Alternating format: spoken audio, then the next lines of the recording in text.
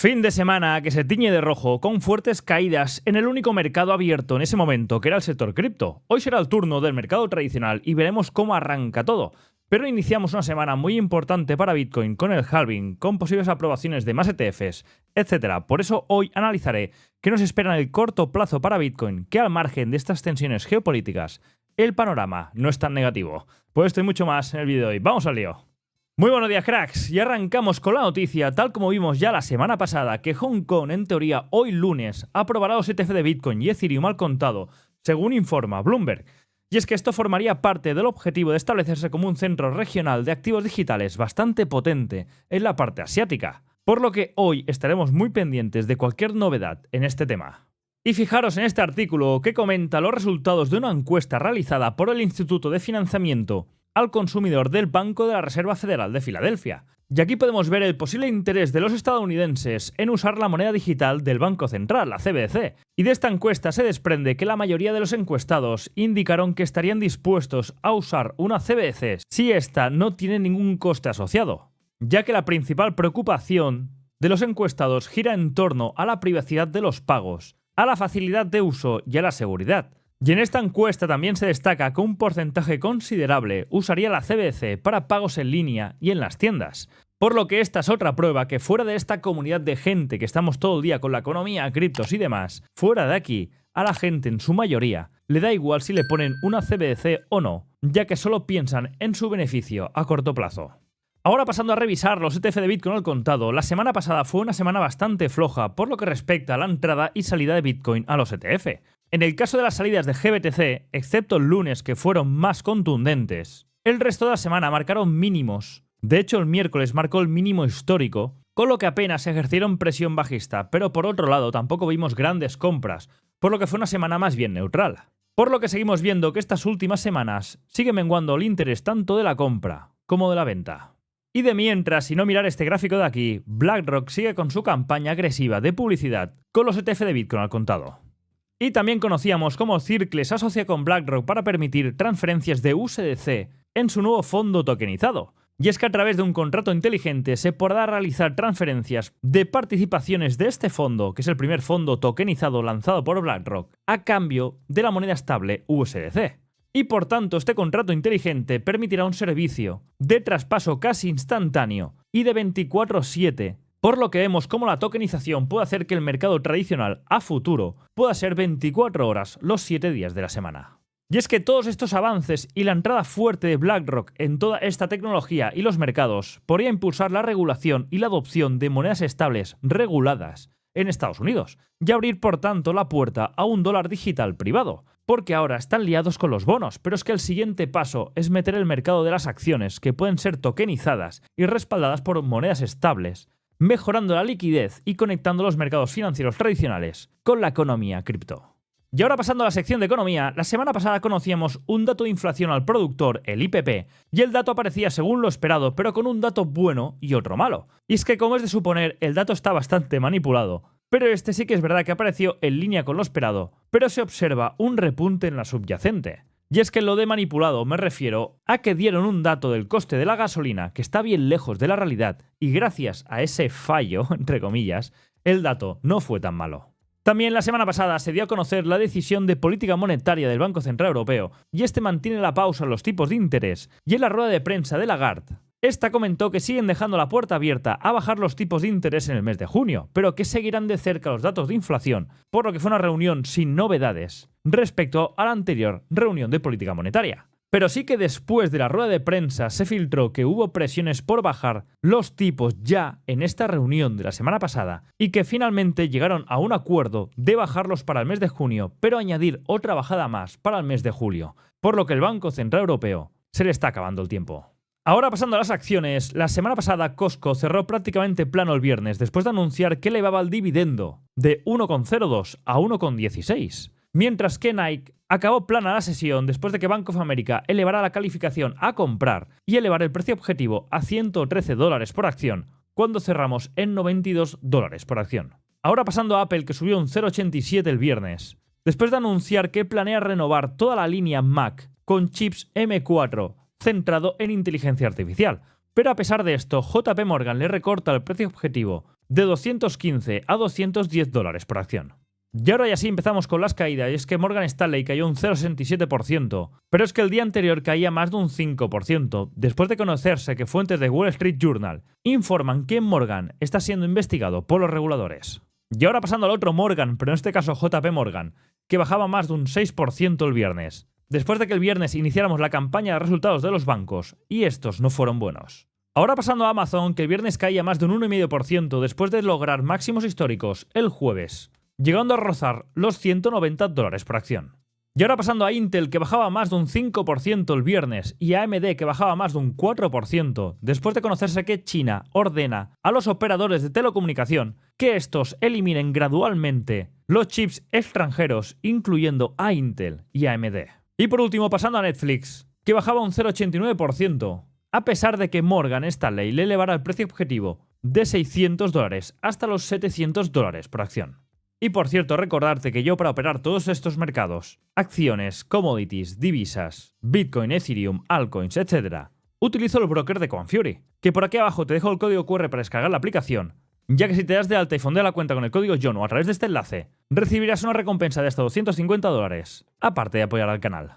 Ahora pasamos a ver cómo está el sentimiento de miedo codicia en el mercado tradicional, que está en 46, la zona neutral, y a punto de perderla y entrar en la zona de miedo. Mientras que en criptomonedas también estamos perdiendo la zona de codicia extrema y entrando en la zona de codicia en 74, después de las últimas caídas. Y para esta semana arrancamos con un lunes que conoceremos un dato de ventas minoristas en Estados Unidos. Habrá que fijar a ver qué dato aparece. Pero atención, porque hoy día 15 es día de impuestos en Estados Unidos. Y mirar este gráfico por aquí, porque fijaros que es un evento que afecta normalmente negativamente a los mercados, ya que se suele vender acciones para pagar estos impuestos, por lo que esto tiene una afectación bajista. Pero a la vez, son días que también entra mucho dinero a planes de pensiones. Y estos planes de pensión, después de pasar estas fechas de pago, lo invierten a mercado, con lo que arranca siendo estacionalmente bajista y acaba siendo estacionalmente alcista. Por lo que atención a hoy, que podríamos ver ciertas ventas en ciertas acciones, que el motivo de la cual simplemente sea el pago de impuestos.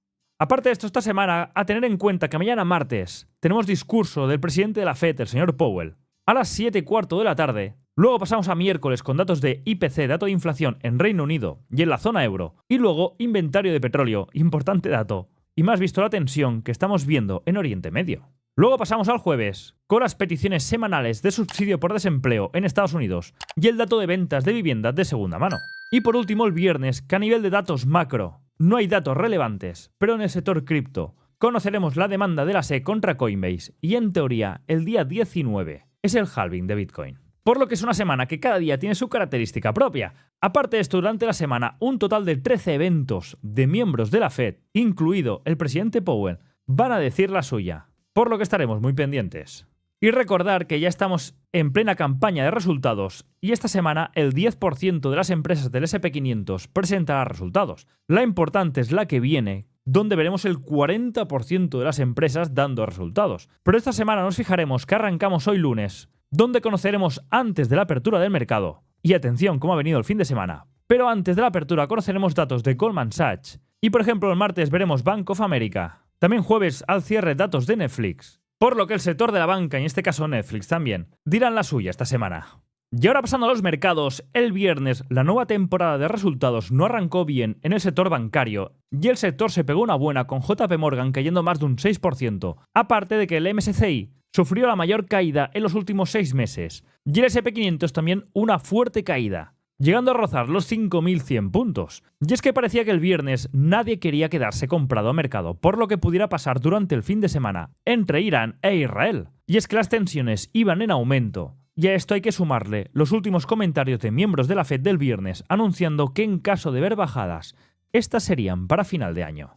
Todo esto fue un cóctel bastante negativo que hizo que el VIX, mirar por aquí, se disparara al volumen más alto en un solo día desde 2018 y también el nivel más alto de todo este año. Y las compras de cobertura aumentan bastante, mostrando que el mercado empieza a tener miedo y empieza a aumentar la cobertura por posibles caídas fuertes que pudieran venir. Y por si esto no fuera poco, durante el fin de semana, las tensiones en Oriente Medio aumentaron al conocerse que Irán atacaba a Israel, y esto no es que fuera un cisne negro porque Irán llevaba tiempo avisando de que iba a atacar, pero será clave ver qué respuesta va a dar Israel a este ataque. Todo esto provocó fuertes caídas en el sector cripto, que era el único mercado abierto durante el fin de semana. Por eso hoy veremos cómo abren los mercados, porque se junta todo esto. Y también acordaros que hoy lunes es día de pago de impuestos en Estados Unidos, y esto suele ir asociado a ventas y a bajadas fuertes en la bolsa. Es cierto, tal como he comentado antes, que una semana después del pago de impuestos suele ser estacionalmente alcista, pero hoy es un día ya de por sí delicado, y solo falta sumarle esto. Por lo que a nivel de mercado estaremos muy pendientes de ver si el S&P500 aguanta los 5.100, porque a partir de la pérdida de este nivel empezarían a activarse fuertes ventas en CTAs y compañía, y atención que podemos ver corrección y pérdida de la primera estructura alcista que justamente está en la zona de 5.100. Y es que la semana pasada se empezó a ver ya rotación en dirección a sectores defensivos, y después de los datos de inflación de la semana pasada, por primera vez en tiempo se vieron fuertes ventas en los mercados. Por ejemplo, en el sector de la banca se vieron fuertes ventas, pero no solo en los bancos regionales, también en los grandes bancos, sobre todo después de malos informes de resultados. Por lo que es posible que ahora tengamos 3-4 meses de lateral bajista, de corrección de toda esta fuerte subida desde finales de 2023. Y esta bajada, esta corrección, podría dar lugar a muy buenas oportunidades de cara al tramo final del año. Pero lo que sí vimos al Russell 2000 perder ya la estructura alcista en la zona de los 2030, quizás adelantando lo que puedan hacer tanto S&P500 como Nasdaq. Y esto es mala señal porque finalmente no conseguimos romper la parte alta del rango, por lo que el Russell 2000 sigue encajonado en todo este tramo de lateral iniciado a mediados de 2022. Realizó una falsa rotura en la zona de 2150, por lo que podemos ver una corrección a la zona de 1900, mostrando que la amplitud de mercado sigue sin tener la fuerza suficiente como para tirar del carro. Pero al margen de este cierre de viernes, este fin de semana vimos un aumento de tensión en Oriente Medio, con el ataque de Irán a Israel, y es complicado que el conflicto escale porque a Estados Unidos no le interesa meterse en más líos, y menos en un año electoral. Por tanto, veremos cómo va evolucionando, pero mientras Irán realizaba este ataque a Israel por primera vez en la historia, los activos de riesgo cayeron con fuerza. Y es que cuando hay miedo en los mercados, como con estas tensiones geopolíticas, lo primero que sube es el dólar, el petróleo y también el oro. Y lo que cae son las bolsas, sobre todo sectores cíclicos, y también caen los activos de más riesgo. Y aquí, cómo no, entra el sector cripto. Y es que ahora pasando a Bitcoin, durante el fin de semana se liquidaron 936 millones de dólares, de los cuales 823 eran en posiciones largas. Y es que en apenas 2 días llegamos a ver una caída del 14%, concentrada sobre todo en la caída fuerte del viernes hasta tocar los 65.000 y la caída en la noche del sábado con el ataque de Irán que llegó a tocar la zona de los 60.800. Y con este movimiento finalmente conseguimos cerrar el gap que quedaba pendiente de la CME en esta zona de 64.000 y fijaros, como justamente ahora en la apertura de este gap, el gap ha cerrado en la zona 64.020, que era el último gap pendiente desde el arranque de los 52.000 hasta los máximos históricos. El último que quedaba por cerrar era justamente este bloque de aquí.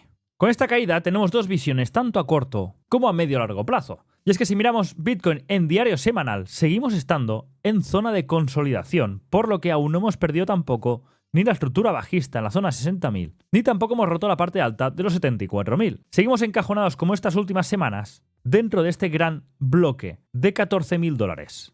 Y si a esto hacemos un poco de zoom, vemos que después de toda esta gran subida iniciada desde la zona de los 16.000, hemos ido viendo pequeñas consolidaciones del precio. Y justamente ahora estamos en una que nos encajona entre los 60.000 y los 74.000 después de lograr los máximos históricos por encima de la zona de los 69.000. Por lo que hasta que no perdamos los mínimos de 60.000, esto sigue siendo una consolidación con intención de seguir rompiendo por la parte de arriba.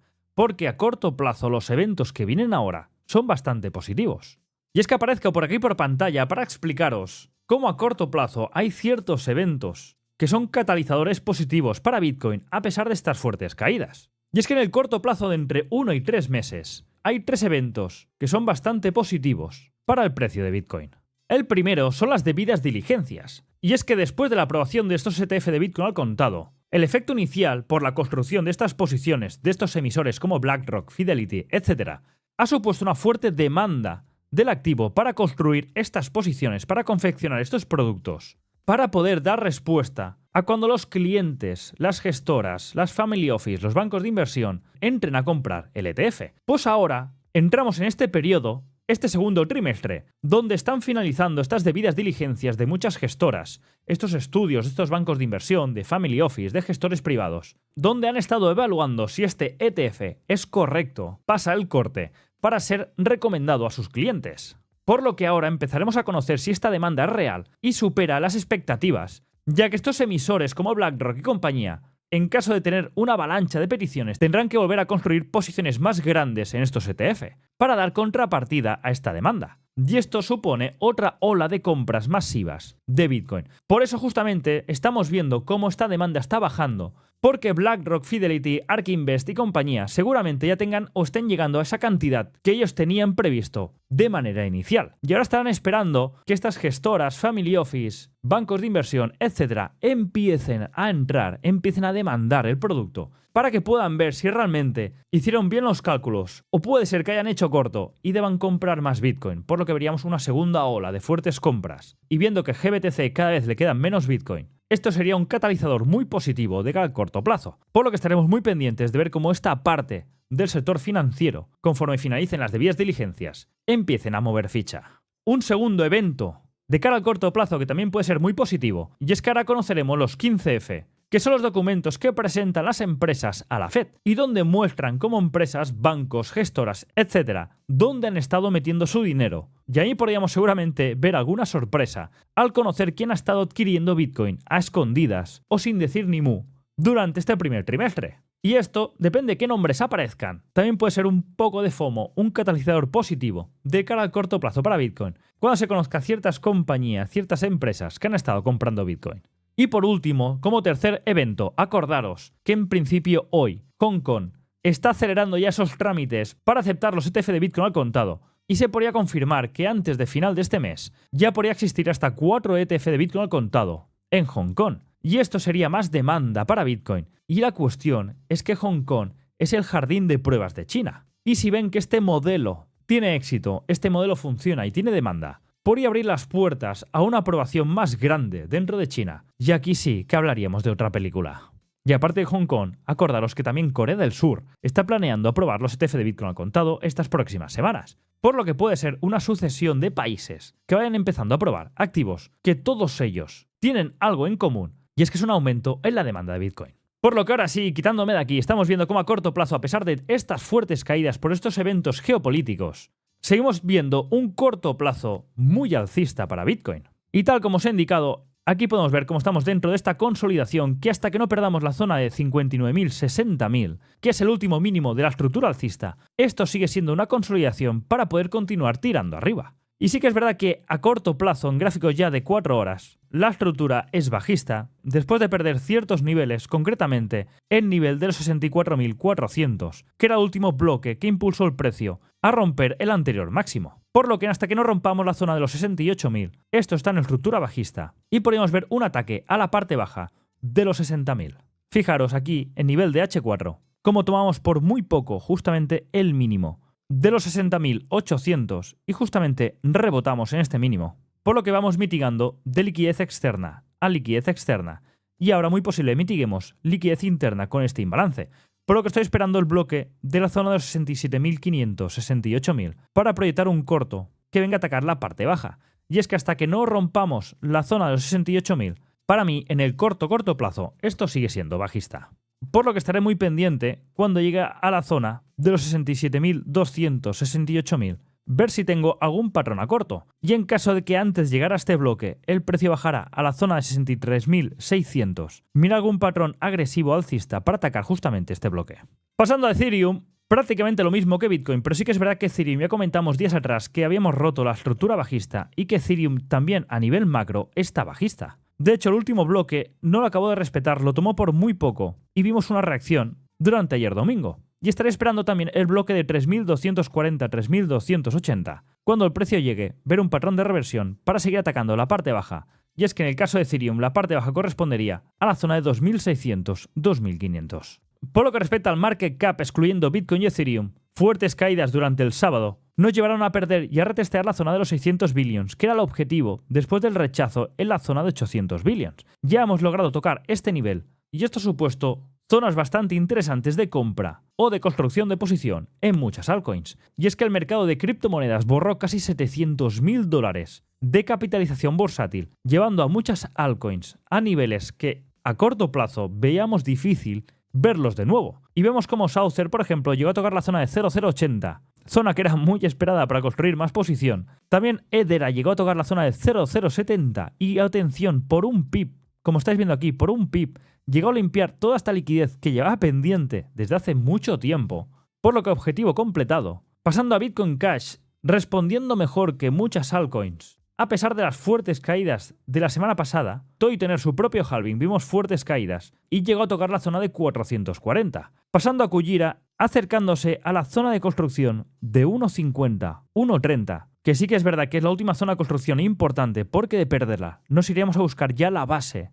de los mínimos históricos. Ahora pasando a OrdiSwap, realizó un movimiento muy similar a Hedera, limpiando la zona de liquidez pendiente por debajo de la zona de 0.12. Y como primer punto de construcción interesante está la zona de 0.10, que es la parte alta de todo este rango. Y ahora pasando a Chainlink, este anunció que quiere reforzar la seguridad cross-chain mediante Transporter. Y con esto quieren hacer más seguro el puente cross-chain que representa casi el 50% de todo el valor perdido por los exploits en las finanzas descentralizadas. Por lo que respecta al precio, atención, porque está cerrando casi al pip la ineficiencia del primer bloque en la zona de 12 y acercándose bastante a la primera zona de construcción, la zona de 10. Ahora pasando a otra sección de altcoins, vemos como Pepe, dibujando igual que Shiba después de que Pepe Coin se dispara en el plan internacional de Coinbase para listar futuros perpetuos, mientras que Shiba se une a la CDSA para combatir las preocupaciones impulsadas por la IA utilizando Shibarium. Ambos tienen el mismo dibujo, perdiendo estructuras alcistas, pero aún aguantando parte del impulso que tuvieron hace unos meses atrás.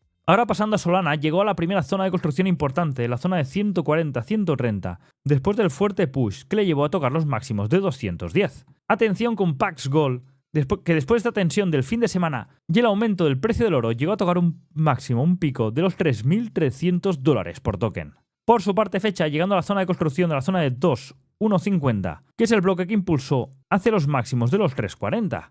Y atención con Ondo y su fuerte recuperación, porque a pesar de la caída del sábado, esta está totalmente recuperada y atacando de nuevo la parte alta de los máximos, en la zona del 1.05. Y es que la narrativa de la tokenización está muy fuerte, y para mí es una de las que lo va a petar este 2024.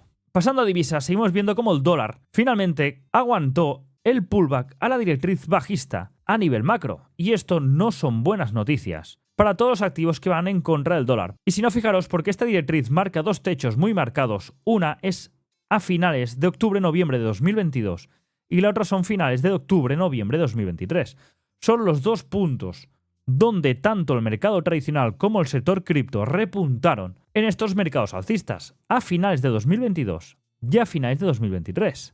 Si el dólar vuelve a empujar fuerte y empezamos a romper niveles de 107, esto puede suponer fuertes caídas o correcciones tanto en el mercado tradicional como en el sector cripto. Quien sí está sufriendo de manera directa estos efectos es el euro, quien vuelve a acercarse a la parte baja de todo este rango macro, que está entre la zona de 1.05 y 1.12. Y de momento a nivel macro hay que vigilar cuando llegue al nivel del 1.058, porque podemos ver ya cómo la estructura alcista está perdida, retesteo rebalanceando a parte media del nivel macro, y vuelta a perder estructura bajista. Por lo que si confirma que el BCE baja de tipos de interés antes que la Fed, observaría el bloque de 1.055 como rebote de corto plazo, pero atención que podemos ir derechos a buscar de cara al medio plazo la paridad en el euro dólar.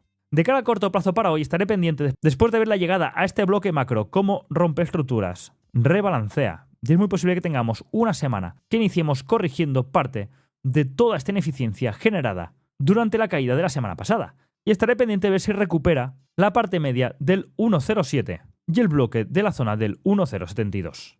Y por último, commodities. Mirar este gráfico de aquí, donde vemos por primera vez en décadas cómo el oro y los bonos se han descorrelacionado totalmente. Por lo que parece, el oro ahora va a su rollo y está funcionando como activo que está descontando toda esta inestabilidad geopolítica y estos excesos económicos. Y fijaros este otro gráfico, y aquí vemos cómo el oro bate un nuevo récord histórico mientras vemos como línea blanca los ETF del oro siguen cayendo, por lo que las compras del oro no están realizándose precisamente en los ETF, sino que esto parece más una acumulación física de oro, y ya sabemos quién está acumulando estas cantidades.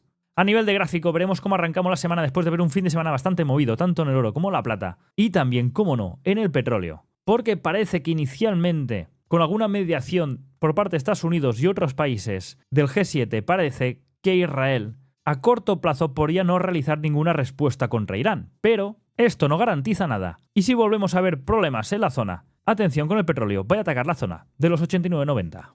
Perfecto, con esto cerramos el vídeo por hoy. Hoy será importante ver cómo arrancan los mercados después de este fin de semana bastante movido, donde solo el mercado cripto estaba abierto y era lo único que podía un poco mostrar el sentimiento en ese momento de los inversores. Y veremos si hay esa pivotación hacia no riesgo y vemos más caídas en los mercados o estos consiguen aguantar y mitigar un poco todo el daño ocasionado durante el fin de semana. Por cierto, este fin de semana estuve en el evento de Asturias, en el Wi-Fi Conecta, y quería dar las gracias por todo el cariño que he recibido en el evento por parte de muchas personas de la comunidad. Y es en los lugares o en los sitios donde ves que realmente estos vídeos llegan a la gente, ayudan a la gente, no simplemente estoy hablando yo con una cámara, sino que esos números que aparecen en YouTube son reales, son personas. Y es de agradecer todo el cariño que recibí durante el fin de semana. Me supo mal no poderme llevar ciertos detalles conmigo por las limitaciones a la hora de coger los vuelos, pero mi agradecimiento hacia vosotros es enorme.